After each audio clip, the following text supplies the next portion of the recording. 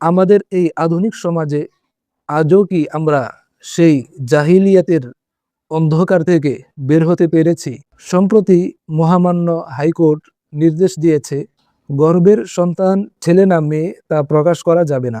মানুষ এতটাই পাষাণ ছিল যে নিষ্পাপ কন্যা সন্তানকে জীবন্ত কবর দিতেও তাদের হাত কাঁপত না। প্রযুক্তির আড়ালে আমরা তাকে গর্ভেই শেষ করে দেওয়ার মানসিকতা লালন করছি। আমাদের সমাজের একটি বড় অংশ আজও মনে করে পুত্র সন্তানই বংশের প্রদীপ। কন্যা সন্তান গর্ভে আছে জানলে অনেক পরিবারে মায়েদের উপর মানসিক ও শারীরিক নির্যাতন শুরু হয়। কন্যা সন্তান হওয়া আল্লাহ তাআলার বিশেষ রহমতের লক্ষণ। আপনার মা তিনিও কারো না কারো কন্যা সন্তান। আসসালামু আলাইকুম ওয়া রাহমাতুল্লাহি ওয়া বারাকাতুহু। একটি নতুন প্রাণের আগমন মানেই একটি পরিবারের জন্য নতুন স্বপ্ন, নতুন আশার আলো। কিন্তু আমাদের এই আধুনিক সমাজে আজও কি আমরা সেই জাহিলিয়াতের অন্ধকার থেকে বের হতে পেরেছি? সম্প্রতি মহামান্য হাইকোর্ট নির্দেশ দিয়েছে, গর্ভের সন্তান ছেলে না মেয়ে তা প্রকাশ করা যাবে না। কেন এই কঠিন নির্দেশ? এর পিছনে লুকিয়ে আছে আমাদের সমাজের এক চরম নির্দয় বাস্তবতা।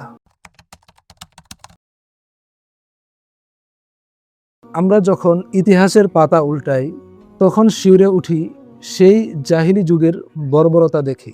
সে যুগে কন্যা সন্তান জন্ম নেওয়াকে চরম অপমান ও লজ্জার বিষয় মনে করা হতো।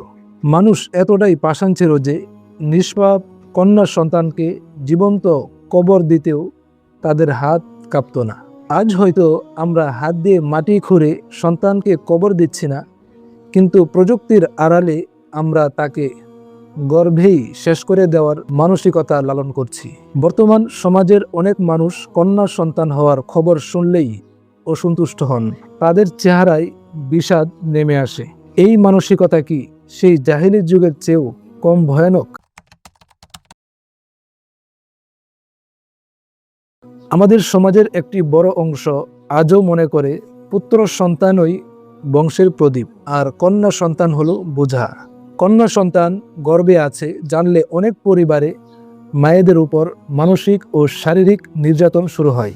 এই পুত্র সন্তানের আকাঙ্ক্ষা মানুষকে এতটাই অন্ধ করে দেয় যে তারা ধর্মের তোয়াক্কা না করে বা আইনের ভয় না করে গর্ভপাতের মতো মহাপাপের পথে পা বাড়ায়। আদালতের এই রায় মূলত সেই সব নিষ্পাপ প্রাণকে বাঁচানোর একটি ঢাল। ইসলাম আমাদের কি শিখিয়েছে? রাসূল সাল্লাল্লাহু আলাইহি ওয়াসাল্লাম বলেছেন, যার 3টি বা 2টি কন্যা সন্তান থাকবে এবং সে তাদের সঠিক শিক্ষা ও আদব দিয়ে লালন পালন করবে, তার জন্য জান্নাত ওয়াজিব হয়ে যাবে। সন্তান আল্লাহ তাআলার পক্ষ থেকে একটি আমানত। তিনি যাকে ইচ্ছা তাকে কন্যা সন্তান দান করেন, যাকে ইচ্ছা তাকে পুত্র সন্তান দান করেন, যাকে ইচ্ছা উভয়টাই তাকে দিয়ে দেন, আবার কাউকে কোনোটিই দেন না। এখানে আমাদের পছন্দ অপছন্দের কোনো স্থান নেই। কন্যা সন্তান হওয়া আল্লাহ তাআলার বিশেষ রহমতের লক্ষণ।